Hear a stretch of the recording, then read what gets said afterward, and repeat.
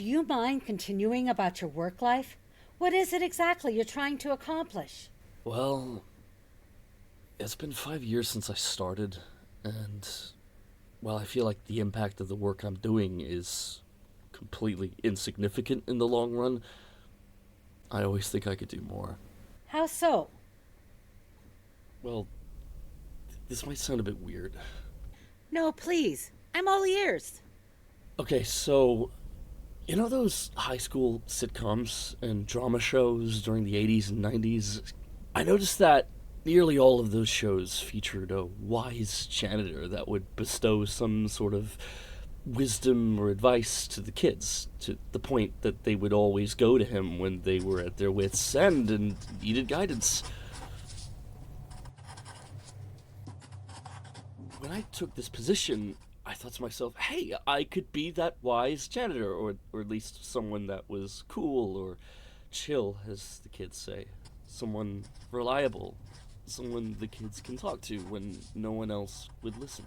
Why do you feel like you want to be that type of person in their lives? I mean, probably because I've been, what's the word?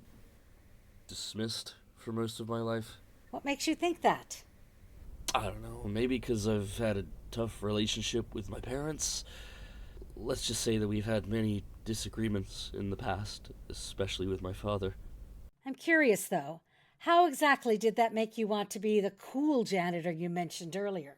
I think it made me wish to be wanted, in a way. I remember reading about kids with abandonment issues a few years ago, and I thought that it described me to a T. I was always a people pleaser and had a hard time saying no to my friends. If they needed me to drive them somewhere, I always said yes. If they dared me to do something, even if it was super embarrassing, I'd do it without hesitation. Hell, if they needed me to loan them some money, I'd happily do that too, even if they didn't always pay me back. So, once I graduated from high school, I did a bunch of soul searching that frankly didn't go anywhere. I didn't even like college, and all of my high school buddies eventually moved away. What really made me sad was that I tried calling and texting them to see how they were doing, but I never heard back. And you feel like being friendly with the students would make you feel wanted? I guess so. But when I tried to talk to them, I was met with coldness and a sense of unease from the students. That made me feel just absolutely horrible. Do you mind going back to your relationship with your mother? Why? I'm just curious about your relationship with her in case anything's changed recently. I believe there might be something hidden that we haven't touched on. Laura, may I speak to you for a moment? I'm in the middle of a session right now. This is important. Please. Oh, okay. Excuse us.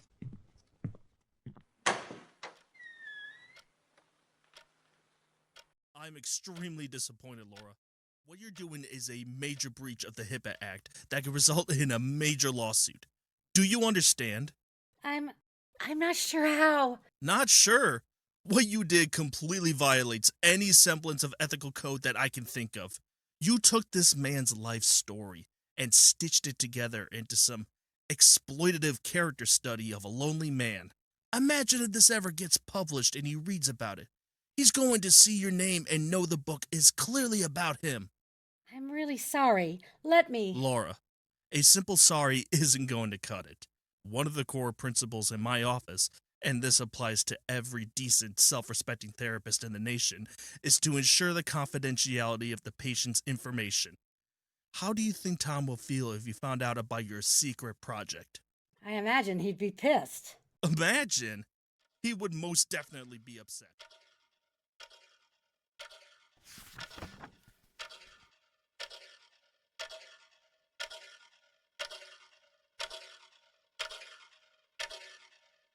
Now go in there and finish your session. We're going to have a much longer talk later. Of course. Hey, Tom. So sorry about that. Hope you weren't waiting too long.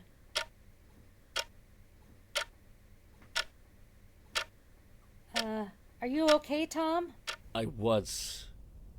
About 10 minutes ago. What happened 10 minutes ago? This! I overheard that conversation you had in the hall, and while you were being accosted, I took the liberty to read a few sections of your future bestseller. Where to begin? Easily manipulated and coerced due to morbid loneliness. Hard to tell if he's had any genuine friendships. Displays severe intimacy issues and refuses to elaborate on past romantic relationships. Might still be a virgin. Discussed on multiple occasions awkward conversations he's had with students in his workplace. Wants to be seen as cool and trustworthy. I feel his interactions will grow more dark in the future. How the hell could you write that? Do you remember when I broke down during one of our sessions months ago, when I confessed that I don't have any friends or family to fall back on, and how truly alone I felt when I realized that? Was that all a lie? Tom, I'm really sorry. Sorry! A million sorries for you will never heal what you did to me. And to think I actually liked coming here. You were the only person I thought I could be honest with. Thought to myself, hey, my therapist wouldn't look at me weird for feeling lonely. My therapist wouldn't dare talk about my issues to other people behind my back. She's a professional, right? Tell me! Tell me! Tell me why you chose me for your book! Tell me why! Is my life story so screwed up and pathetic that it was worth turning me into a cheap story for money and fame? Well, is it? You should look at yourself in the mirror first before you can call anyone crazy. You gave me hope just for your own benefit. You should be dragging that backstabber out of here instead of me. I'm the victim.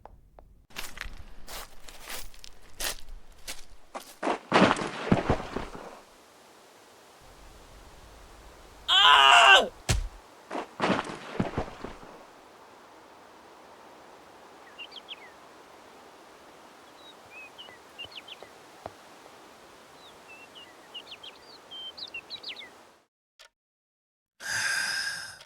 God damn it, Laura.